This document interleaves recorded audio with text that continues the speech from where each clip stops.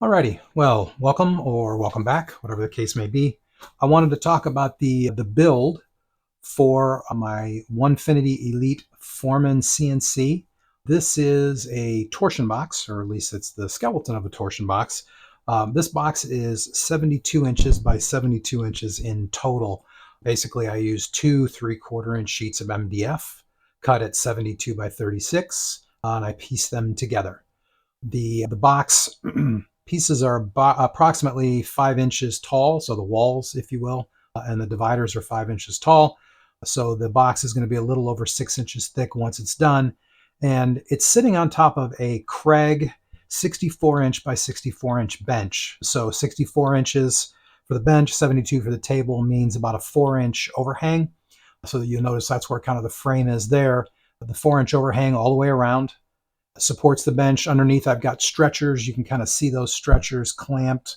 And then beyond that frame itself, I've got another 6 inches of space, basically, before I get to an 8 inch opening that I'm going to use for a pass-through. That's 36 inches wide. That's 8 inches deep. And you can kind of see the stretchers there below that I'm using to hold it up. And really the pass-through is designed for me to mill up pieces that are clamped vertically. Additionally, I'll want to put a rotary axis there as well. But first and foremost, I wanted to basically kind of show you the inside structure of this thing. As I mentioned, they're about 5 inches tall, and I'm going to go ahead and start cutting those up since I've already got all of the main stretchers glued and brad nailed. And as you can see there, pocket hole screwed down to the bottom two sheets of MDF. So to do that, I'm using the Craig Foreman, and I've pre-cut all my blocks. I batched them up. And now what I'm going to do is basically I'm going to drill the pocket hole in each one.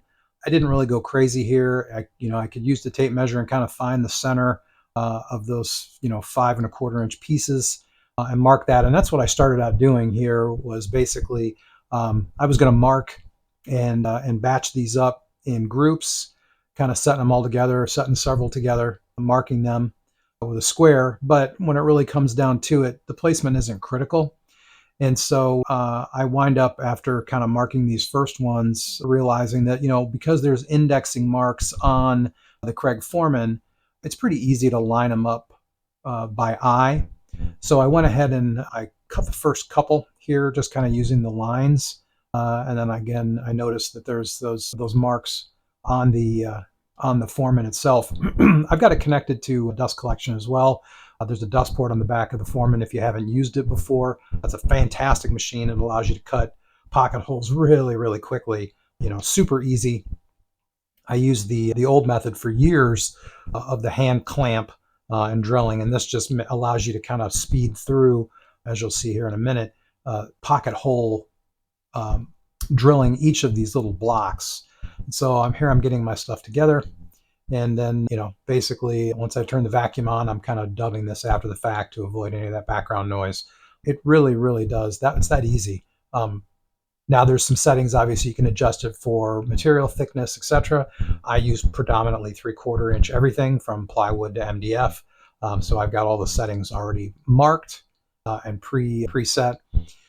And again, I'm just kind of going through these and using that line. Kind of there's a line in the center of the Craig Foreman that you can use to set it up. You see it there behind that little plunger. And then after the first couple, I realized, man, I'll just eyeball the rest of these. Again, placement isn't critical. So here's kind of a fast forward of me pocket hole cutting. I want to say it was about 98 little pieces here that go in between the stretchers that are there currently. And then, of course, once I get all these pocket holes, I glued and screwed each of them in to the top. I've been a big proponent of torsion boxes for a really long time. I had a torsion box for our X-Carve, which was 1,000 by 1,000, so it was a smaller torsion box.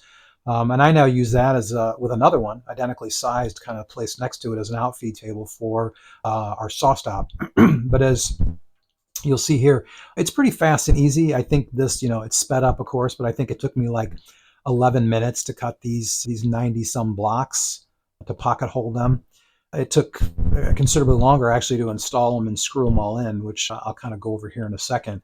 But the Foreman machine is just fantastic for this, especially if you're doing cabinets. You can kind of see those cabinets on the walls. I haven't finished the doors, but it works great. Now, what I'm using here are the 1¼ inch.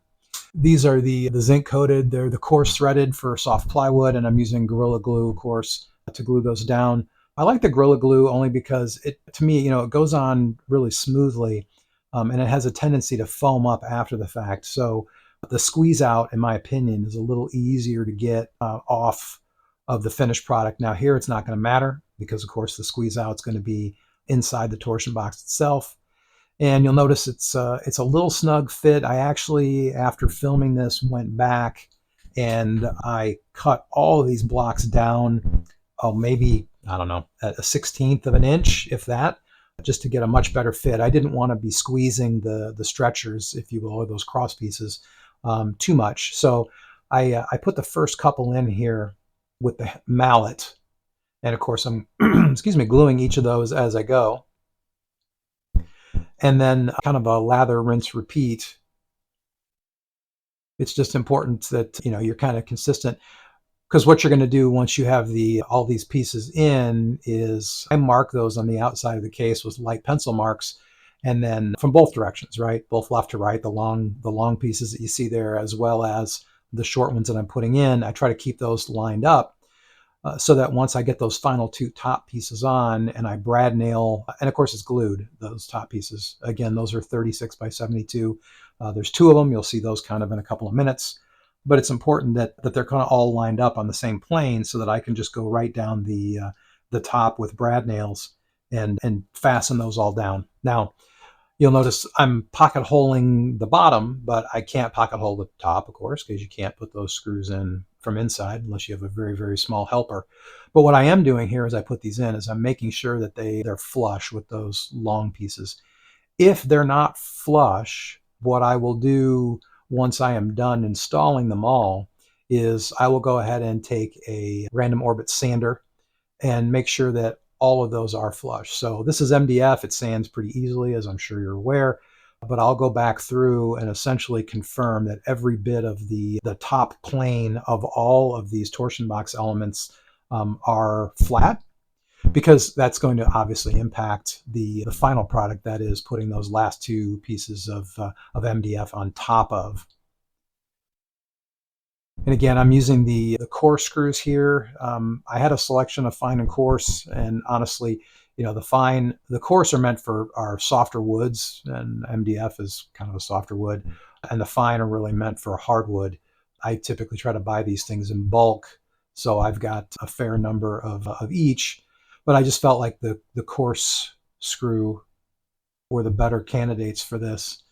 And again, you'll notice I'm just kind of hammering these in. It was about at this point where I realized I'm just going to put a couple more in for video's sake, and then off camera I'll go ahead back through and just recut those on the chop saw to make sure that they kind of fit, snugly, but not as difficult a fit as they are right now. So I'm kind of grabbing these and going through and just finding one that will work, because I know I'm going to have to go back and cut the other, 80 some. And again, there's that 8-inch space that I didn't cut those. So, the 92 that I mentioned were the ones that are all cut identically. I batched them out together. But I'm going to have some odd sized ones for that 8-inch space that I have for my pass-through, as well as for the cavities on both sides of that, because, of course, I was more interested in making sure that 8-inch space was where I wanted it. So the 11 or so blocks that I cut for both sides of that are going to be custom cut for the most part. I don't necessarily show that on video, but just important, I tried to be as consistent as possible so I could batch cut as much of this as possible. But it's basically every 5 and so inches, so 11 long cross pieces. And then I think I wound up with 12 because I wanted to obviously space out that 8-inch pass through, which I'll show in a little more detail later.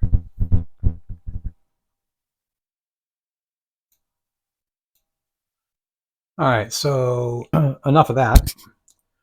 So moving on, as you can see here, it's kind of a jump cut, but I've gone ahead and I finished all those blocks. I went ahead and sanded them all to make sure that they were all flush. And then, of course, I added the top two pieces of MDF here, as you can see, cut out around that 8-inch opening for my pass-through. And last but not least, I went ahead and I pocket holed those 36 by 72 inch sheets, one of them, so I could screw them together and that way hold them nice and flat for that top surface. And then I glued in the plugs that Craig makes for pocket holes. I figured it would be nice to have those filled in, even though they're going to be, kind of underneath the spoil board. It still, I think, visually looked a little better. So here I'm putting some blue tape on the top so that I'm trying not to scratch the MDF as I flush cut the plugs and the little bit of glue that squeezed out off the top. Now, I quickly found that with MDF, unlike regular hardwoods, I was still kind of scratching up the surface just because MDF is, considerably, I don't know, not as hard as maple and oak and others. So I kind of abandoned the blue tape in short order, although I just kind of wanted to demonstrate it. I am using that flush cut saw. So once I did that, I went ahead again and I flush cut all of these.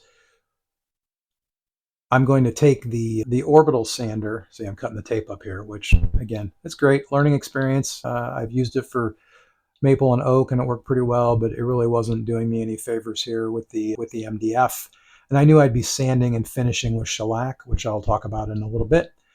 So I went ahead and just abandoned the blue tape, finished kind of flush cutting all of these plugs, which they do a great job. I mean, in all honesty, the color doesn't match, of course, but I really wasn't worried about the color matching per se. I was just worried about essentially having kind of a nice smooth top there. Visually it's great, but I'm going to use some 80 grit sandpaper on my orbital sander. And with that, I will go ahead and sand the plugs that I flush cut. And then once I've sanded those plugs that I flush cut, I'll finish the others kind of off camera, if you will.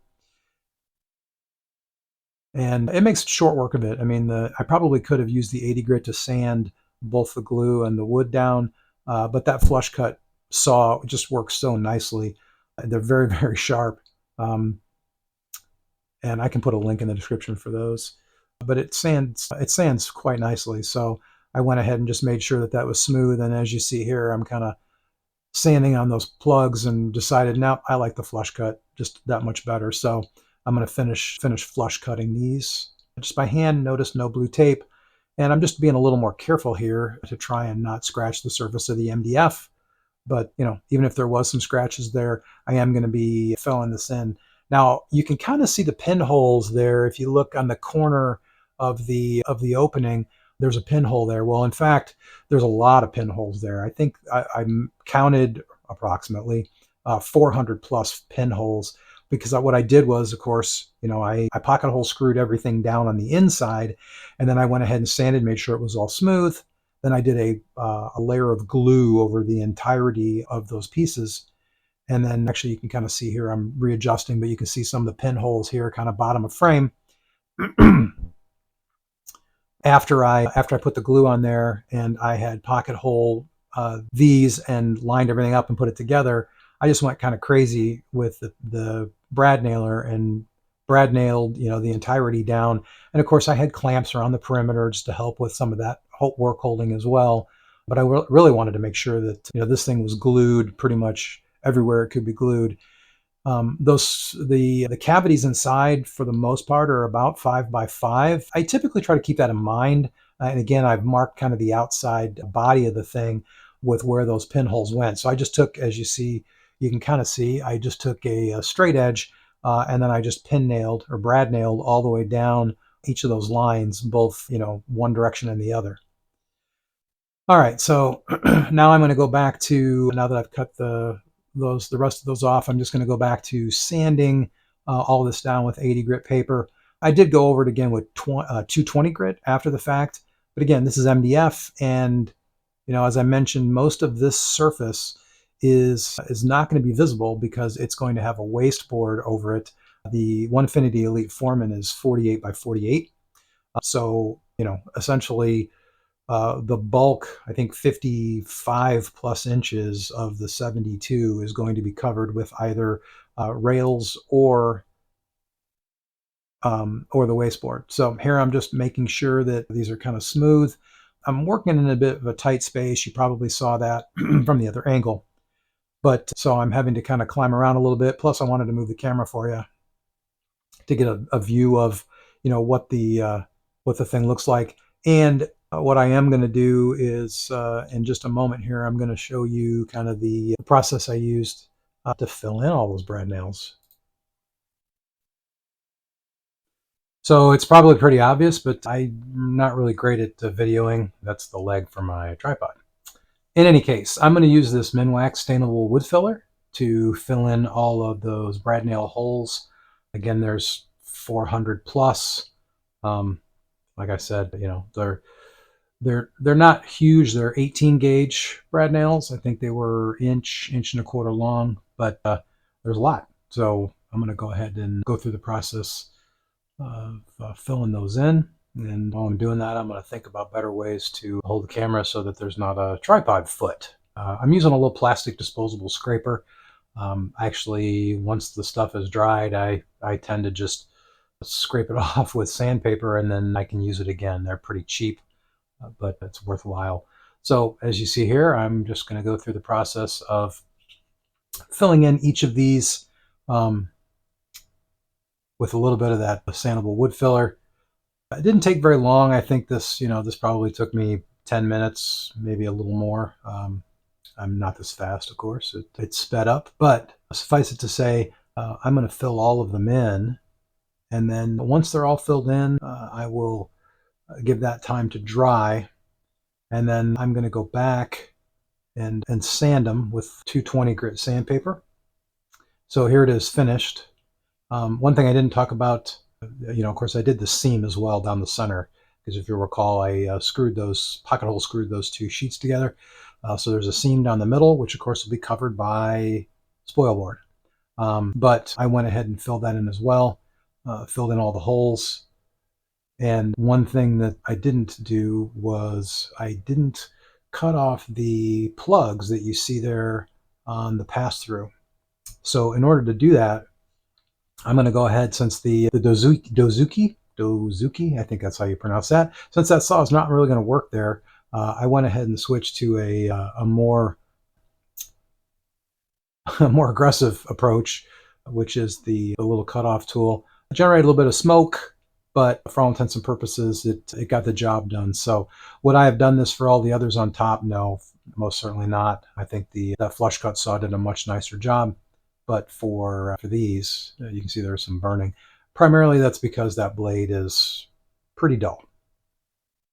And I went ahead and cut that, and then grabbed the sander and just kind of tried to use the sander, round peg, square hole. I tried to use the sander to kind of get as much of that as I could smoothed down. It doesn't have to be great. I don't necessarily care about, filling that back in with any putty, because quite honestly, this pass-through is going to be used seldomly. And for the most part, it's going to have 20/20 extrusion setting on it. So I just care that it's flat and smooth. And then anything I put on there isn't going to stand up or be, bumpy. So I'm just kind of smoothing this out a little bit with a sanding block after I finish, because that block will get me into the corners. I did the same thing on both sides, of course, just to make sure that it was smooth.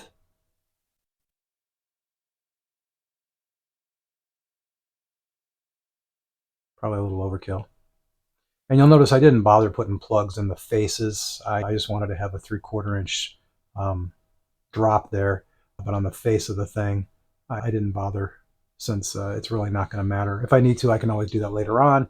Not something that has to happen now. And of course, I missed a little spot there. It was still proud of the surface.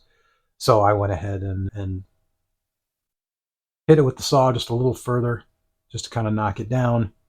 And then again, touched it up with the sponge. Probably overkill, but I'm really happy with how the 8-inch pass-through turned out.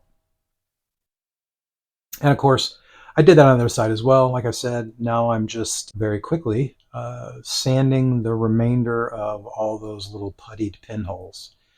Now, I will tell you that, the pinholes probably could have just stayed. They didn't need to be filled in, the brad nail holes. But this is what I did for my other torsion boxes, and I kind of like the look. It's a different color putty, of course.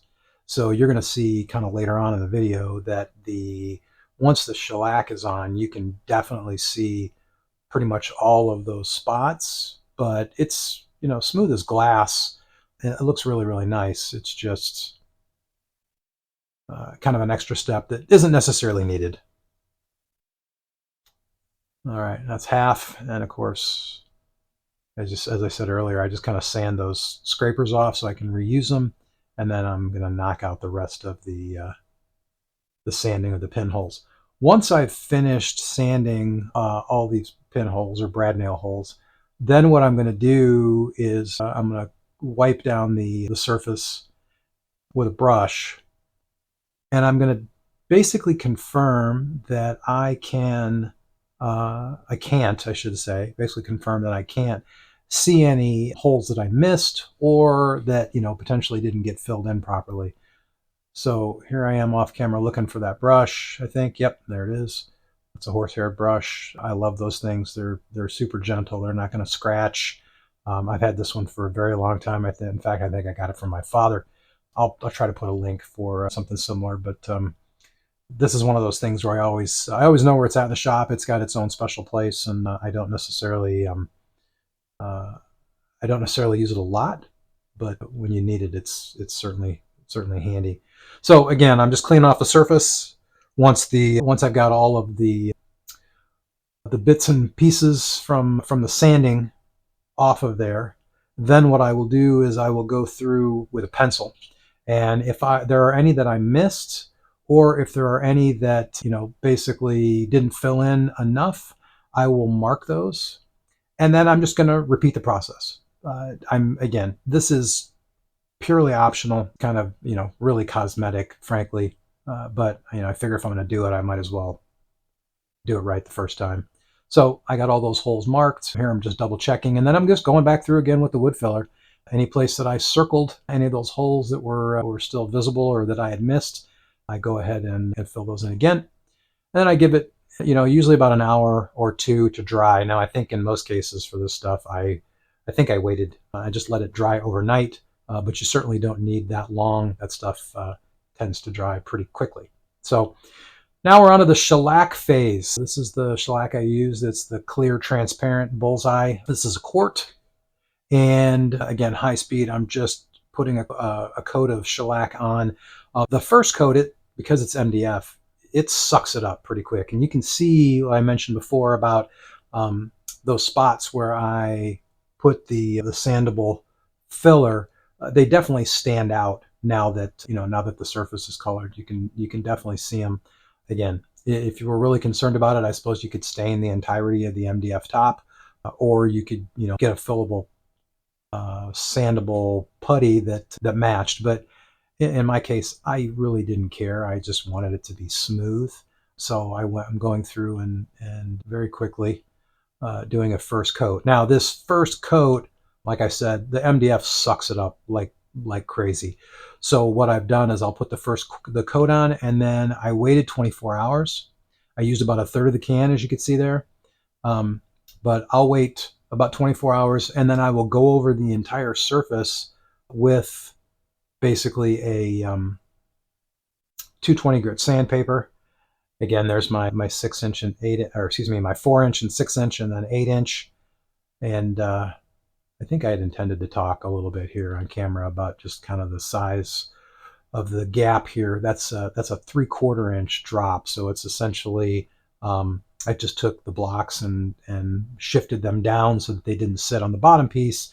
They instead sat against the face of the bottom piece so that I could basically create a ledge for this 2020 to sit in.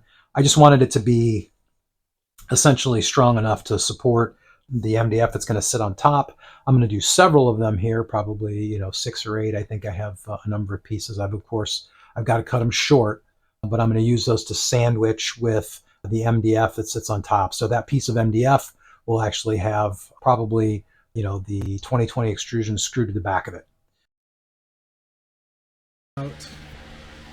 What I did here, which is down below, I went ahead and put in cross pieces here for a shelf.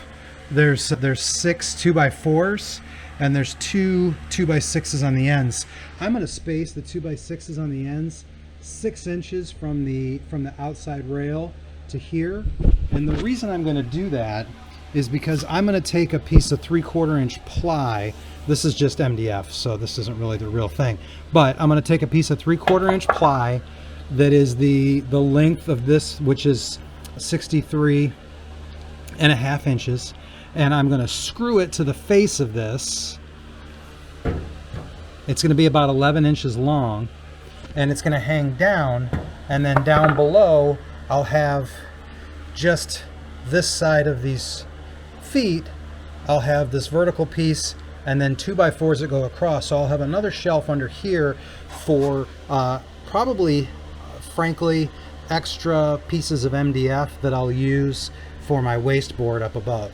But this way I'll have my top surface mostly clean. This shelf I'll actually use for the controller for the Masso, the power supply, as well as my chiller. The chiller will go on this shelf, and then other miscellaneous. I may even put drawers in here. And then this bottom one I'll use for spare MDF that I'm going to have left over, offcuts. That should all be big enough, kind of like this piece here. Should all be big enough to fit on top of the table, and then the extras will go in that bottom shelf down below. So we're going to work on that next, and yeah, we're going to work on that next. The top has been shellacked. It's got 3 coats of shellac on it, and now the table itself is finished, and the shelf underneath is done as well. This shelf is going to be basically, there's going to be pass-through here, but this shelf is going to be essentially for the chiller and any other materials, as well as I'll store the 4th axis here when it's not in use. And then last but not least, there's another shelf here. There's about 6 inches of space here. I expect that I'll use this shelf to hold sheet goods, basically any extra pieces for the spoil board. And I will take my measurement tape off of there. Oh, and I took off the Craig logo. Oh well, I'll make a new one. Basically, this will be storage for sheet material, anything long that's in here, maybe the sleds for the table saw. And then again, this will be storage for anything CNC related. I will probably do a set of drawers at some point. In this area, basically for holding bits and things. And I'm going to probably sand this and give it at least 1 coat of shellac just to protect the surface. This guy is done. So on the next video, we'll actually install the OneFinity, and we'll set up the spoil board, set up this support, and surface that spoil board, and get the machine ready to cut.